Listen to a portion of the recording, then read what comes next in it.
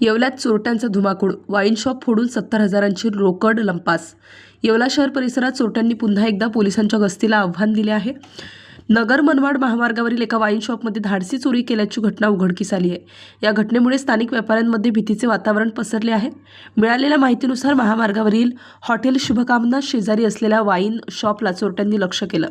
मध्यरात्रीच्या सुमारास दुकानाचे शटर तोडून चोरट्यांनी आत प्रवेश केला आणि गल्ल्यातील 70,000 रुपयांची रोकड घेऊन पोबारा केला.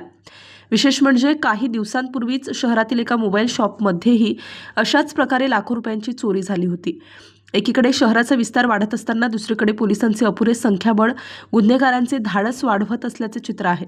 भरवस्तीत होणाऱ्या या सलग चोऱ्यांमुळे पोलिसांच्या कार्यक्षमतेवर नागरिकांनी प्रश्नचिन्ह उपस्थित केलं आहे. पोलिसांची गस्त ही वाढवण्याची आता खऱ्या अर्थानं आवश्यकता आहे. भरवस्तीत होणाऱ्या या सलग चोऱ्यांमुळे पोलिसांच्या कार्यक्षमतेवर नागरिकांनी प्रश्नचिन्ह उपस्थित केलं आहे. पोलिसांची गस्त वाढवा आणि रिक्त पदे भरून संख्याबळात वृद्धी करा अशी आग्रही मागणी आता येवल्यातील संतप्त नागरिकांकडून करण्यात येत आहे. Star news bureau, Nashik.